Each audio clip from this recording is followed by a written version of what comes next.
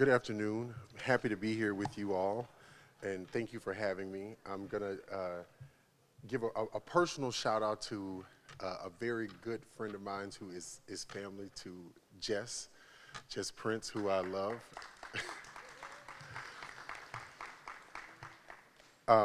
Just to give you a little bit of a background of Ms. Demetria. Demetria McCain serves as the Principal Deputy Assistant Secretary for Fair Housing and Equal Opportunity at the U.S. Department of Housing and Urban Development, which we all know as HUD. At FHEO, McCain assists HUD's efforts to eliminate housing discrimination, promote economic opportunity, and achieve diverse, inclusive communities. McCain joins HUD following 15 years of service with 5 as presidents at the Inclusive Community Projects at Dallas, Texas-based affordable fair housing nonprofit. Prior to becoming president, she oversaw operations, communications, and ICP's Mobility Assistance Program, a housing mobility program that helps housing choice vouchers holders exercise their fair housing rights. Conceived by Demetria, ICP's Voice for Opportunity initiative has provided advocacy training to low-income renters and neighboring groups of color. Before joining ICP, McCain worked on USDA Sections 515 rural multifamily housing matters at the National Housing Law. She was also a staff attorney for the Neighboring Legal Service Program of Washington, D.C., assigned to the Southeast Office, where her portfolio primarily included landlord-tenant matters for low-income renters in private and public housing. She has taught as an adjudicated instructor a fair housing and homeless course to undergraduate Copian State University students. McCain brings dual vantage points to FHEO after having spent years assisting both housing choice voucher holders who sought low poverty, well-resourced housing options, and neighborhood groups in underserved communities of color who sought more equitable distribution of resources and services. McCain has sat on several local and national nonprofit boards as a sought-after panelist and commentator on affordable fair housing and the impacts of residential segregation. She is a graduate of Howard University School of Law, New York University, and Brooklyn College, and a member of the Dallas alumni chapter of Delta Sigma Theta Sorority, Inc. I'm gonna say something that is very personal to me. I've been very blessed. This October will be 20 years that I've been able to service Southeast Texas, working for the previous state representative, Joe Desautels, and I think all of us here know the impact of what it is to not have housing. We all know someone in here who has been affected by a housing freeze. We all know what it is to not have a place to stay. We know what it is when someone has to sleep on a couch because they cannot get a voucher because there is a freeze. And it is vitally important to remember that there are people that unfortunately, because of their gender, because of their race or their ethnicity, that they have trouble getting people to listen to them and understanding that there are differences in how we get housing. It has nothing to do with one person being wrong or one person being bad, but it has everything to do with the fact that government has everything to do with making people's lives better. And Ms. Demetria, I'm honored to have you here, especially in a community that continues to battle hurricanes and natural disasters. And before I get up here, I just want to say, if we can all just take a moment to give her a salute, because I want you all to remember, because of people like her, we're able to continue to have that fight to explain to people what it means that we want to live here, we want to work here, we want to raise our families here, and someone like her is allowing us to be able to live here and to continue to grow our area and not have to feel as though we are forgotten, that we are lost, because whether people want to realize it or not, we are considered rural suburban. Her efforts are allowing us to be able to have that. While it is not perfect, we have not been forgotten because of people like her. And I personally thank you giving me the resources as a former staffer and as a legislator to be able to continue to advocate and know that that change is coming. And I personally thank you for taking the time for coming to my hometown, because there are many people in this room who I would not be here without, and I adore so many of them, and there are so many people who this and your work is going to continue to help. And one of my very good friends is here from the family domestic violence area, and I want to also say thank you to the families and the women and the children who you are helping to be able to escape those kinds of situations. And I'm honored to be able to meet you and have you here. So can we please give her a round of applause as she comes up? Thank you so much.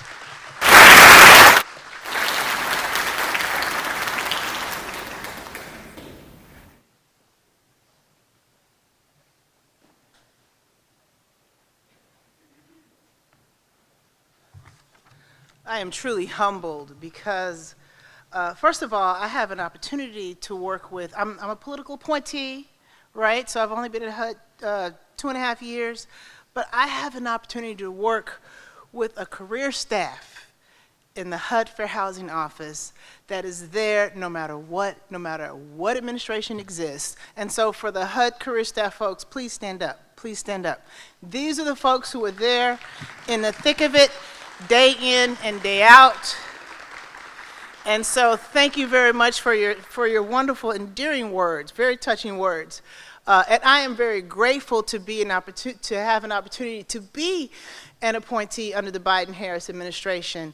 But I am truly, truly happy that I had the incredible opportunity to work under the leadership of former Secretary Marcia L. Fudge.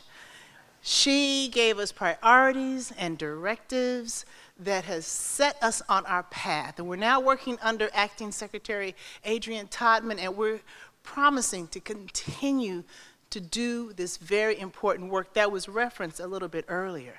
So thank you for those words, and just thank you for everything you all do day in and day out with residents of our great country that we're trying to make better. So Beaumont, where's Beaumont? Raise your hand, Beaumont. Beaumont, energy capital, Lamar University, right? But I learned a little bit else about Beaumont. I learned that it was mentioned earlier in the bio that I finished from Howard University School of Law, but I learned that Beaumont was the home of Mr. Willard and Mr. Johns. Do you know Mr. Willard and Mr. Johns, folks?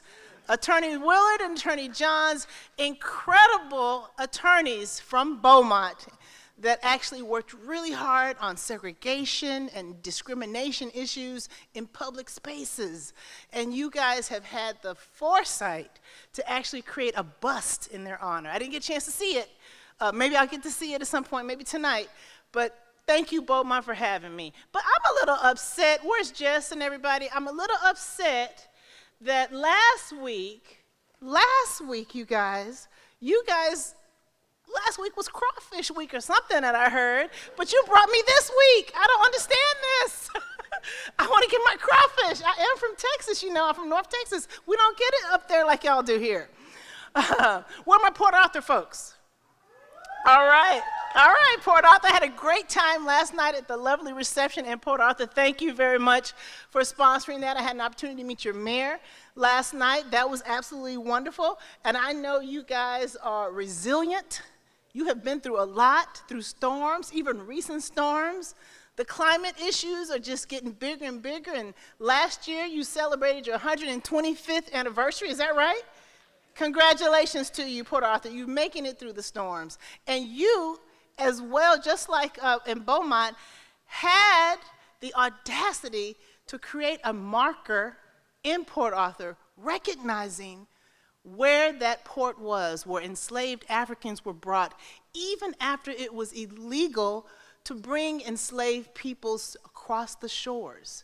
So I really want to give yourselves a hand for doing that. It's important for us to remember history. History is so important. Now, our HUD staff, my Region 6 staff, you know, they really grilled you guys on this session, didn't they? Lots of conversation, lots of questions. They really grilled you guys.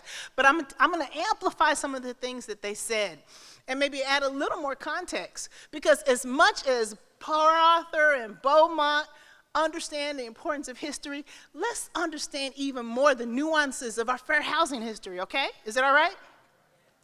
So let's go back. Let's go back actually to the 19th century. Let's do that. 1866.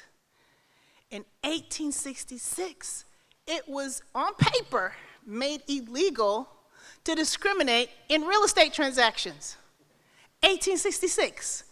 Now, what happened right before 1866? Anybody? Where are my history buffs? Emancipation Proclamation. So right after Emancipation Proclamation, it became written there should not be any discrimination in housing transactions, real estate transactions based on race. But we know what happened in reality, right? That was really just honored in the breach, right? So let's move forward. Then we have case law, right? Lots of cases. I could name them off to you, but instead of naming the cases, let me name this one play. Play is called A Raisin in the Sun. Raise your hand if you ever heard of it, right? Right, Lorraine Hansberry wrote that. And Lorraine Hansberry wrote that play not in the abstract. It was an actual situation that her father found himself in when they were trying to buy a house and they were discriminated against, right?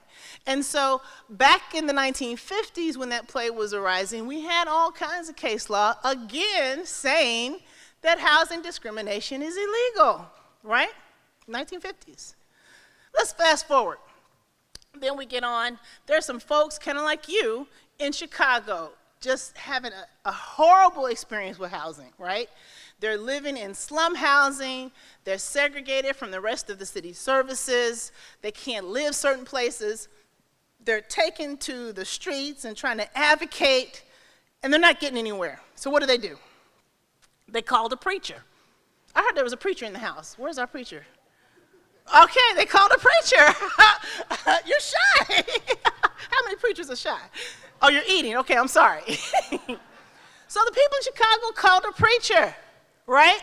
And they said, preacher, pastor, please come to Chicago, help us with this.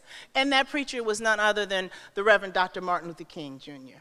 And so what he did was, we know him for bus boycotts and things of that nature. We know him for voting rights.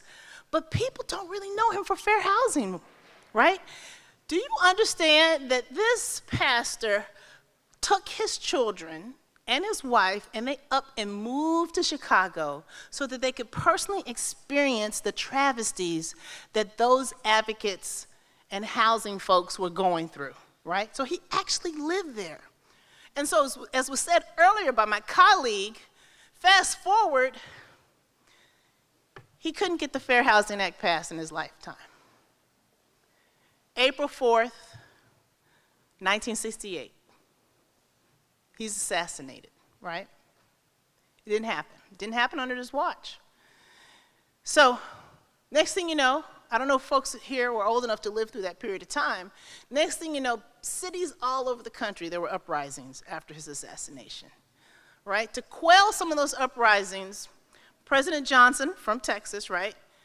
President Johnson leveraged the moment, finally got Congress, because you heard earlier how it took him forever to try to get there, finally leveraged that moment, got Congress to finally pass the Fair Housing Act of 1968, and that was done 7 days after his assassination.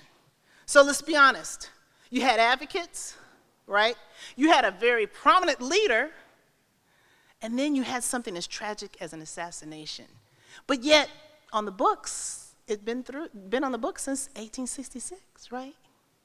And so understand that there's something about living with people that really makes people uncomfortable, at least it used to, right? Because if you look at this room, you're extremely diverse.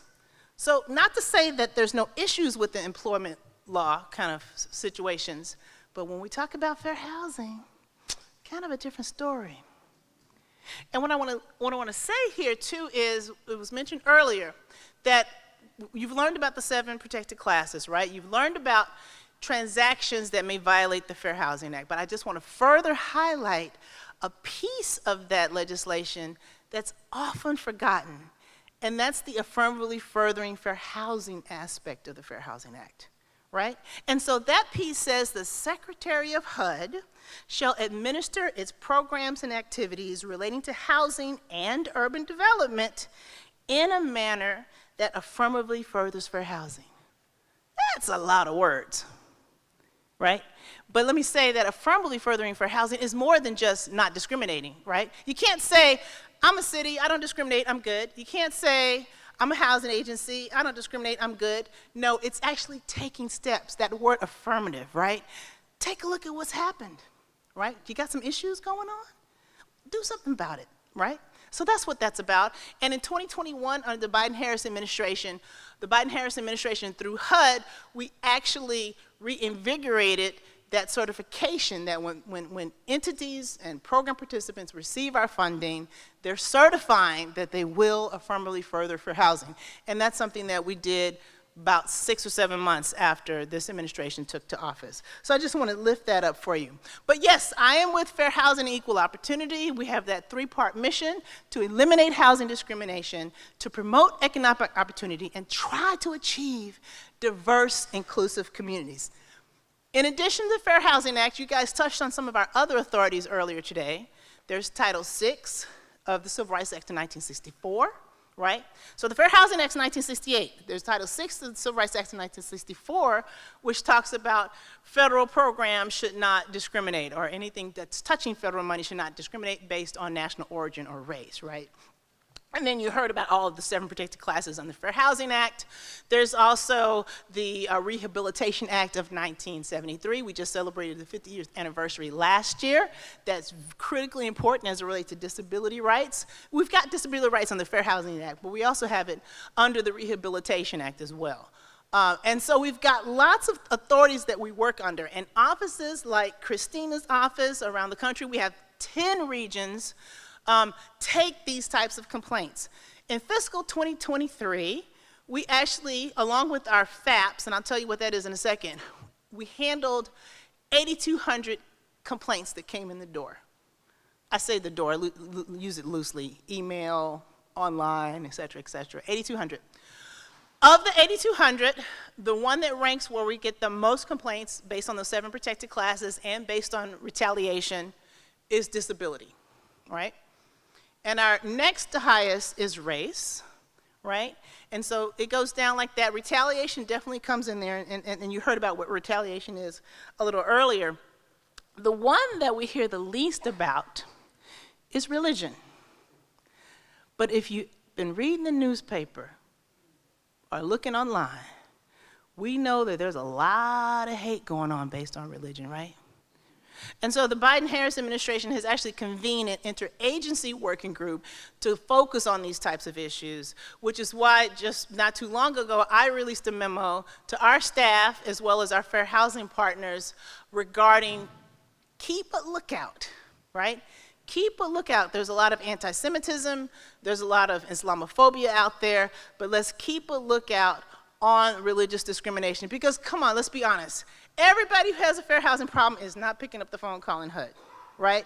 Especially if you're in a crisis and you need housing. I don't have time for this like 1-year process or whatever it is, right? I need my housing right now. But we wanted to make sure that we keep an eye out on that type of religious discrimination that's taking place. So let's just talk a little bit about some of those cases that we handle. Let's focus on home ownership first. You heard some statistics earlier. You heard the statistics about the wealth gap, right, race-wise. You heard the 8 times, 5 times based on Black and Latinx families versus white families of wealth. And how do people usually acquire wealth? Home ownership, right? All right, Miss Real Estate person. Home ownership. But guess what? The Black-white home ownership gap is greater now than it was when the Fair Housing Act was passed. Now, what year did I say the Fair Housing Act was passed?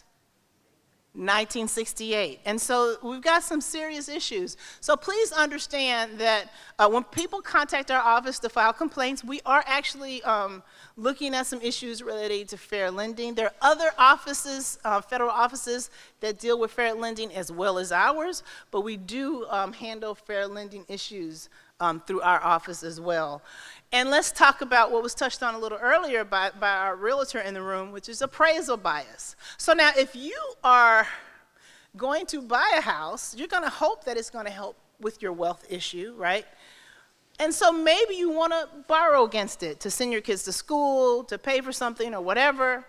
But if your home is appraised at a level lower than you think it should be, you're not going to get that wealth out of that home, right? You're not going to get the money out of that home that way. And so that's why President Biden created the PAVE, we call it PAVE, P-A-V-E, the Property Appraisal Valuation Equity Task Force. It's a 13-agency task force, not just HUD, 13-agency task force to look at this issue. Now, if you're looking at me with like a deer in headlights, let me tell you what this is.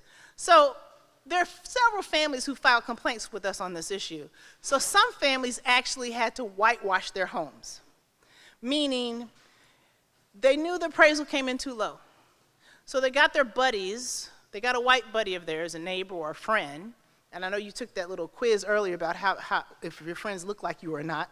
So if you had a friend that didn't look like you, right, let's say you were Latinx or black, and you had a white friend, you brought your white friend in, you took all your hair care products out of the house, you took your pictures of your family out of the house, you whitewashed your home, brought your white friend in to pretend that they were the homeowner, and boom, it was appraised higher.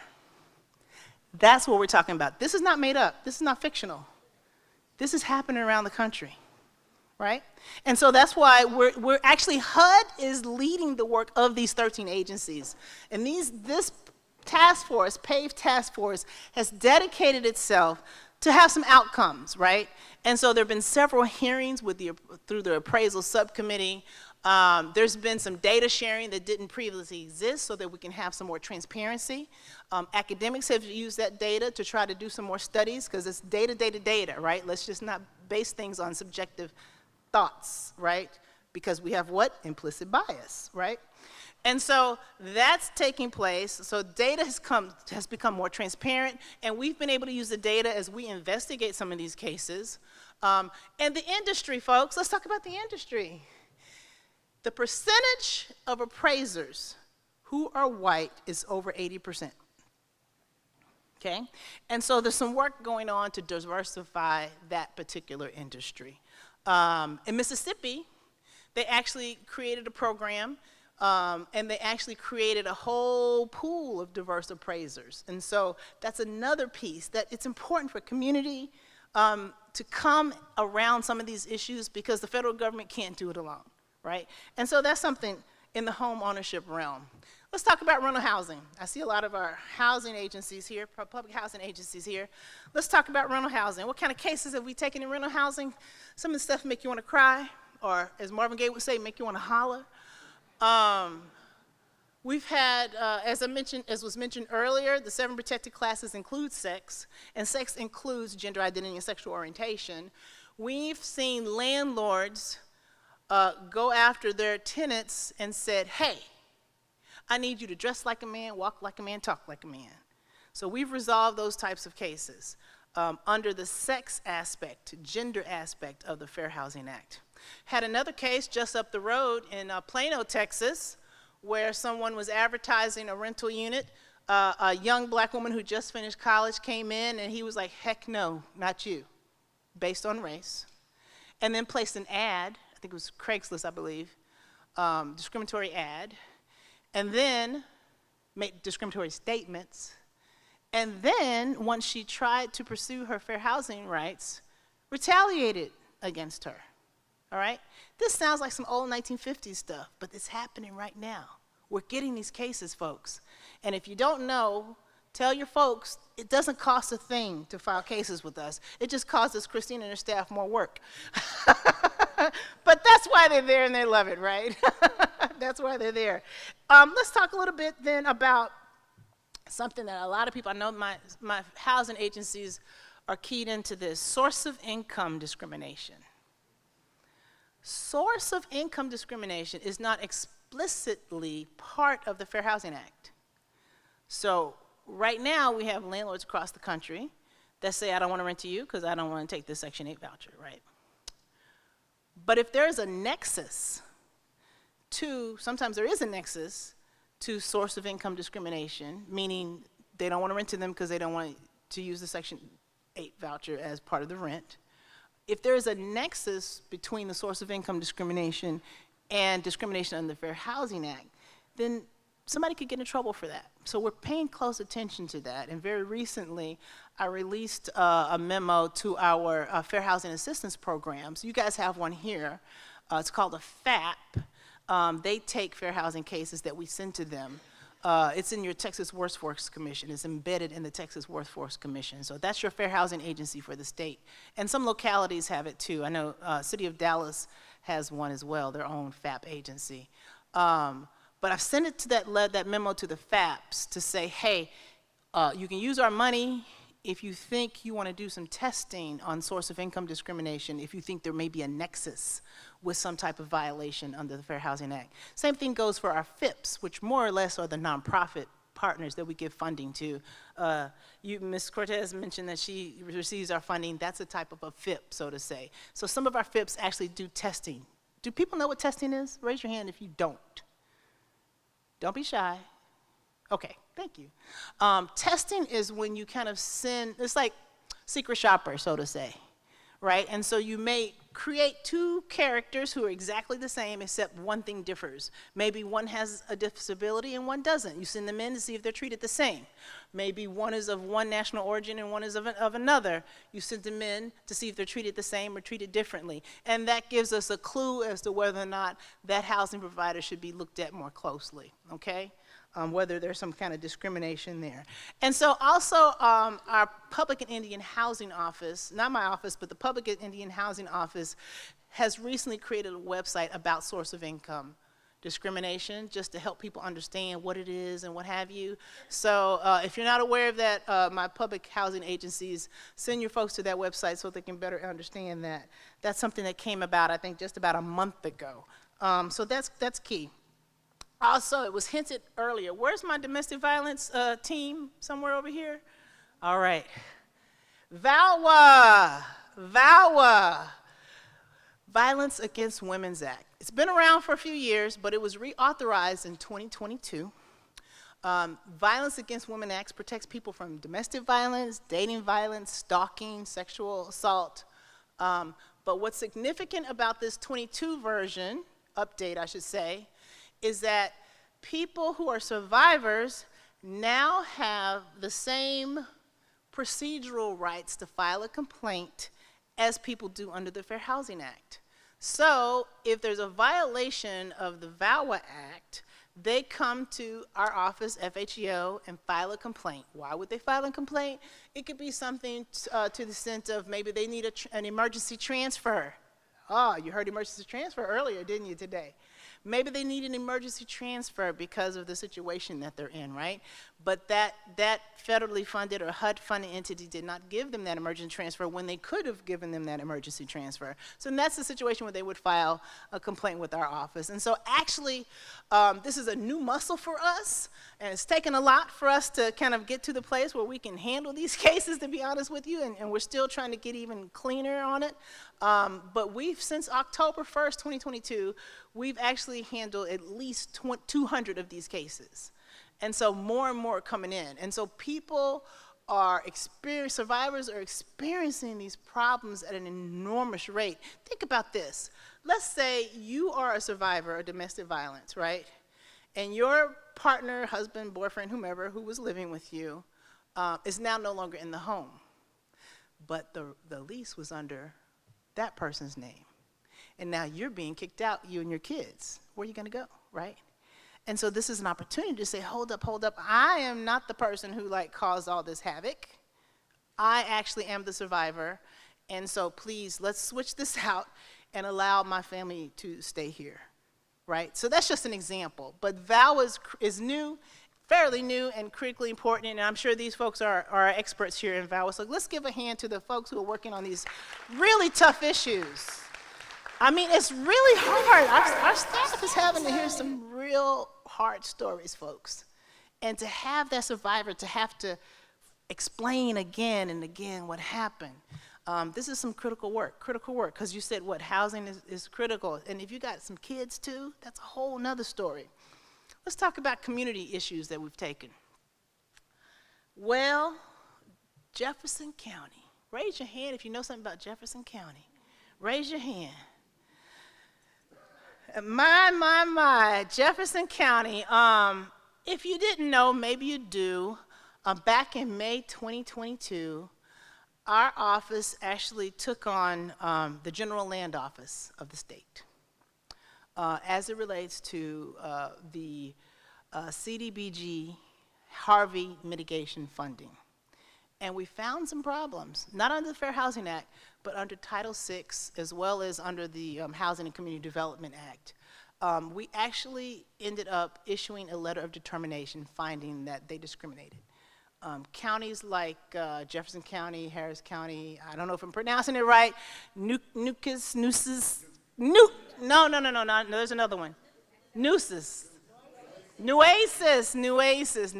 counties actually, in our letter of determination, were some of the counties that were, let me just use the shorthand of it, that perhaps did not benefit from that competition because of what we saw as violations of Title VI. And Title VI, again, as I mentioned earlier, relates to race and national origin.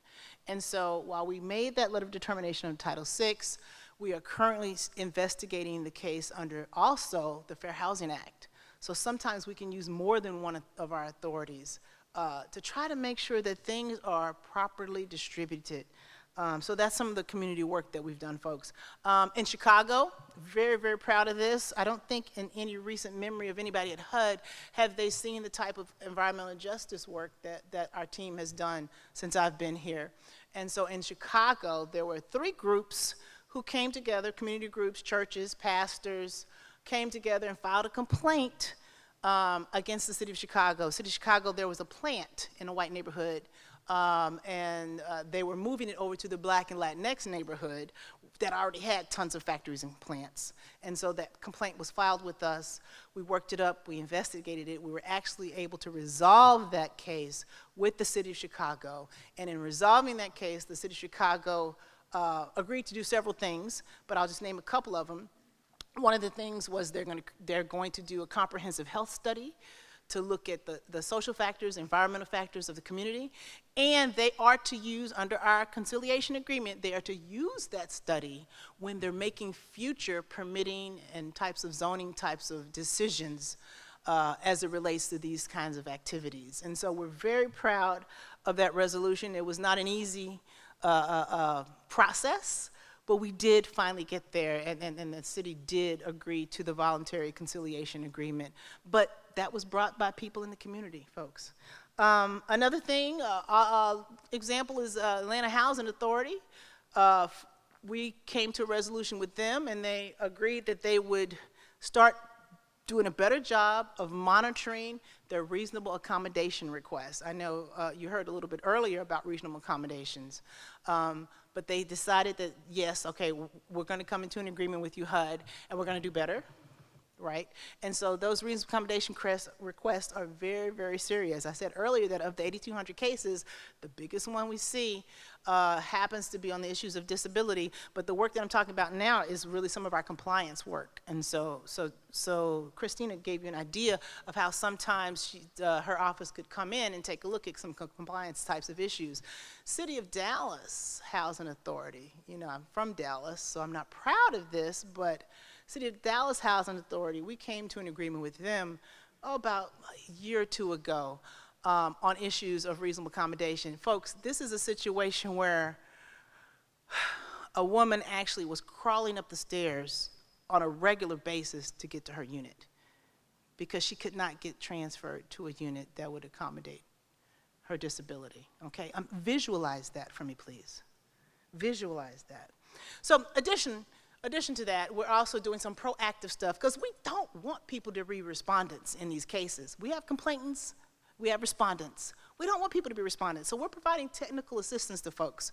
We have created several toolkits. We have a Fair Housing Disaster Toolkit to help people prepare for disasters and make sure things are done equitably and in alignment with civil rights laws. We have a fair housing planning toolkit for cities, counties, states who want to do some fair housing planning. Very proud of that work that that team at our headquarters office did recently. We have an LGBTQI+ toolkit, because a lot of people are new to these types of issues. That toolkit would help you understand some of the issues and nuances as it relates to sex discrimination, right? And so that's some of the work that we're doing as it relates to community. I talked about VAWA already. Let me talk about some of the other recent things we did, get away from the cases per se. We recently, last March, gave out $30 million to our FIP program partners around the country. Our FIPs, like I said, Ms. Cortez is one of our FIP folks. Congratulations. So we have different type of FIPs around the country, and we can't do this work without them. So that's where you send your folks to say, hey, you got a problem, I can't help you with it, but go talk to this agency over there, and they can help counsel them through and maybe lead them through the process of filing a complaint with HUD. We also issued some marketing guidance that's helpful, particularly people who handle HUD subsidized housing. Because we actually, in the Bronx, we had a case where our folks, our team looked at the demographics of this place. It was a HUD subsidized complex. The Bronx, New York folks, if you in the Bronx, New York, how is it you don't have any Asians, black people, Latinx people living in this complex, right? Didn't really pass the sniff test. So our folks looked into that case and found out there were some issues there. That case was resolved, but our team also created some marketing guidance for HUD subsidized folks on issues like that. We did the disparate impact rule. What is disparate impact, folks might say? Disparate impact is a tool of the Fair Housing Act, right? And so let me just say that discrimination can be overt, where you can see it easily. It can also be covert. And there could also be some policies that seem neutral that actually have a discriminatory effect on a whole group of folks who fall under one of those 7 protected classes. And so we were very proud that we reissued our discriminatory impact rule. That's something that we've done as well. One of the priorities of the Biden-Harris administration was for us to get that done, and we got it done. It was mentioned earlier that we currently have a proposed rule on issues of let me get the title right, reducing barriers to HUD-assisted housing. So that's open for public comment. Public comments will close June 10th. So is anybody, we want to hear from everybody, all corners of the world on this. We want to hear from everybody about what they think about our draft rule, right? And that draft rule relates to the extent that people who have some type of criminal background could maybe have those barriers pushed back so they could qualify for some of our HUD housing. So take a look at that, please. All these things, just go to our website and you'll find it. Forthcoming, as I kind of come to an end here, forthcoming is our Section 504 rule. Raise your hand if you know what Section 504 relates to. Anybody? Call it out. What does it have to do with? Anybody? Section 504, I can't hear you. Disability, right, I heard, that's right. Listen, I talked earlier about how Section 504 of the Rehabilitation Act had its 50th anniversary last year. Guess what? It has some regulations. Those regulations have not been updated since 1988, right? So technology has changed, things have changed, and so please look for that. We're going to be updating that rule. We want your input, right? And that's critically important, particularly as it relates to our folks who are otherwise abled, right? Section 504 is big, folks. It's really big, and anybody with federal assistance attached should be paying attention to Section 504 and disability issues, not just under the Fair Housing Act, but also under that particular act as well. Also forthcoming, how many people have been reading about artificial intelligence? It's all over the news. I'm so tired of hearing every article. But seriously, the Biden-Harris administration issued an executive order as it relates to artificial intelligence, and they've charged HUD to actually issue some guidance as it relates to tenant screening, right? Because a lot of people are using different types of tenant screening. So we're going to be issuing some guidance on tenant screening, whether or not you're using artificial intelligence or not. There's a piece going to be in there about artificial intelligence, but that's critically important because we want to make sure that people who do tenant screening, I know we've got some property managers in the room and what have you, understand what your responsibilities are under the Fair Housing Act as it relates to those kind of things. Also, as it relates to marketing, right? We had a big case a while ago with Facebook that we resolved, right? Because there was some marketing going on that actually did not align with fair housing issues, okay? So marketing is really important too. Even our banks and stuff should be paying attention as it relates to that kind of stuff. And also, I want to say that we've got a lot going on. We got a lot going on, a lot going on. But we can't do this without you folks. This year's theme at HUD for Fair Housing Month is putting the act into action, right? Let's turn Fair Housing Act, which is a noun, let's turn it into a verb, right? Because we want to act. Federal government cannot do this alone. Yes, the federal government, yes, local government, yes, state government created a whole bunch of problems way back when that we're still living through. And it's going to take some intentionality to change that, right? If we were intentional back in the 1930s when we were redlining, intentional back in the 50s, intentional back in the 60s, we've got to be intentional now to undo that and lift that burden from people, right? We need social workers. We need pastors. We need housing providers. We need realtors. We need students. We need residents. We need people with lived experience who know what's going on to them, right? And this administration is critical about hearing from people with the lived experience. And I say lived expertise. We need all these people to come with us so that we can put the action into the act and actually make Fair Housing Act a verb. Will you help me do that? Thank you very much.